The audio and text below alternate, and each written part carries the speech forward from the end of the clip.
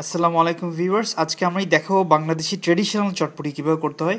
এর আগে যেটা দেখিয়েছিলাম ওটা হচ্ছে গার্বানজো বিন বা চিকপি দিয়ে করা, কিন্তু অনেকে দেখতে চাইছিল এটা ট্রেডিশনালি যেভাবে করতে হয়। এটা হচ্ছে আমি মটর নিয়েছি বা আপনি ইয়েলো পি বলে, আপনি এখানে দেখতে পাচ্ছেন আমি সিদ্ধ করবো এটা লবণ আর হলুদ দিয়ে সিদ্ধ করব। এর সাথে আমি যা মিক্স করবো এটা হচ্ছে আপনি একটা লাল টমেটো মিক্স করব, এটা কালারও হেল্প করবে আর এটা ঝোলটা ঘন করবে, চটপটির যে ব্রথ আছে ওটাকে ঘন করবে। আমি এখানে পেঁয়াজ ইউজ করছি, এই ধরনের কালারফুল পেঁয়াজে ধরে নেওয়া হয় যে ঝাঁঝ বেশি, আমি তাই বলে একটা আপনার ছোট একটা বা মাঝারি সাইজের একটা ইউজ করলেই হবে, আর ছোট হলে দুটো ইউজ করবেন। এখানে দেখতে পাচ্ছেন আমি গুঁড়ো ইউজ না করে আমি ফ্রেশ কোরিয়ান্ডার ইউজ করছি, আপনি ধনিয়া পাতা ইউজ করছি। আমি মরিচ দিচ্ছি 1 টিস্পুন। এখানে জিরে গুঁড়ো, জিরেটা খুব ইম্পর্টেন্ট চটপটির জন্য, আপনার জিরে একটু তেলে যদি গুঁড়ো করেন সেক্ষেত্রে ভালো ফ্লেভার হবে। কাঁচামরিচ দিচ্ছি, কাঁচামরিচের কালারগুলি দেখুন প্রায় প্রত্যেকটা কালার আছে আমার মনে হয়।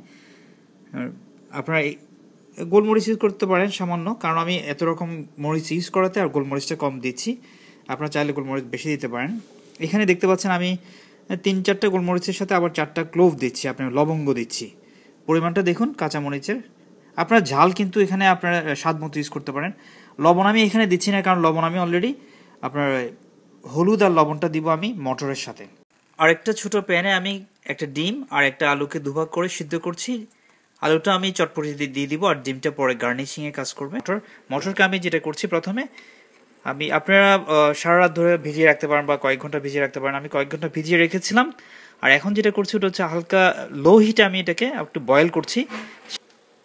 সাথে আপনি 1 টিস্পুন, আমি এখানে 2 কাপের সাথে 1 টিস্পুন হলুদ আর স্বাদ মতো লবণ আপনারা দিবেন। স্বাদ মতো লবণ দিয়ে ভালোভাবে নেড়ে এটাকে সিদ্ধ করতে থাকুন।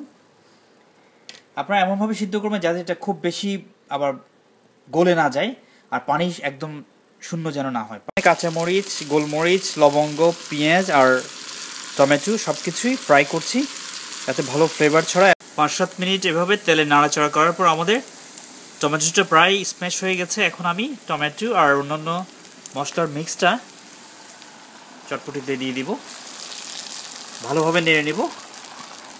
আমি ধনিয়া পাতা, মরিচ আর জিরে গুঁড়োটা দিয়ে দিচ্ছি।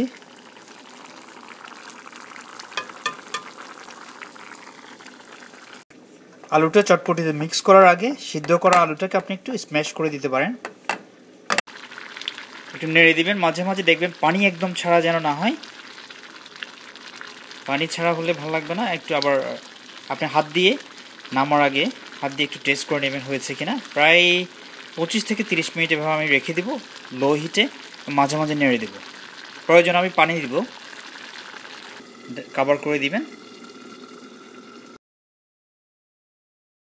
তেঁতুলের যে সসটা ইউজ করতে হয় তাতে আমি যা যা দিচ্ছি এটা খুব ইম্পর্টেন্ট, আপনার তেঁতুল লাগবেই। তেঁতুলের সাথে আপনারা ধনিয়া গুঁড়ো ইউজ করতে পারেন, কিন্তু আমি ফ্রেশ ধনিয়া ইউজ করবো, এটা ফ্লেভারে হেল্প করবে, দেখতেও ভালো দেখাচ্ছে। এখানে দেখুন টালা জিরে, জিরাটা কিন্তু টালা হতে হবে, তেলে গুঁড়ো করলে সবচেয়ে ভালো। এখানে আপনার জাস্ট আমি 4 জনের জন্য করছি, ওই জন্য দেখতে পাচ্ছেন লেবুর পরিমাণটা একটা স্লাইস দিলেই হবে লেবু। এখানে আমি চিনি দিচ্ছি, চিনিটা দিতে হবে আপনি টক ঝাল মিষ্টি চটপটির আপনি যে ঝোলটা করে থাকে এটার কালার ইয়েটা মনে রাখবেন, টক ঝাল মিষ্টি। টক তো দেখতেই পাচ্ছেন, টক দুটো, টক একটা, দুটো টক, ঝাল ঝাল তো দেখতেই পাচ্ছেন ঝাল, আর মিষ্টি। আর একটু লবণটা আপনি বিট লবণ হলে ভালো, বিট লবণ যদি না হয় আপনি ব্ল্যাক সল্ট দিতে পারেন, ব্ল্যাক সল্ট যদি না থাকে আপনি সাধারণ সল্ট দিলে হবে। আর এখানে দেখতে পাচ্ছেন জিরে গুঁড়ো, এই কয়টা দিয়ে আমি এটা আপনার সসটা তৈরি করব। তেঁতুলের সসের জন্যে শুধুমাত্র লেবু আর চিনি ছাড়া সব কিছু দিয়ে প্রায় 15 মিনিট সিদ্ধ করছি। চটপটির পানিটা যেই ঠান্ডা হয়ে যাবে তখন আপনি এখানে আঁশ, খোসা আর বিচিগুলো আলাদা করে ফেলবেন, নাহলে খেতে ভালো লাগবে না। আর শেষে আপনি ঠান্ডা হলে একটু লেবুর রস দিয়ে দিবেন, সাথে একটু চিনি দিয়ে ভালো মতো নেড়ে নিন। তাহলে চটপটির পানিটা হবে টক ঝাল মিষ্টি, আর উপরে একটু আপনি এভাবে ধনিয়া পাতা কুচি করে দিলে ভালো লাগবে না।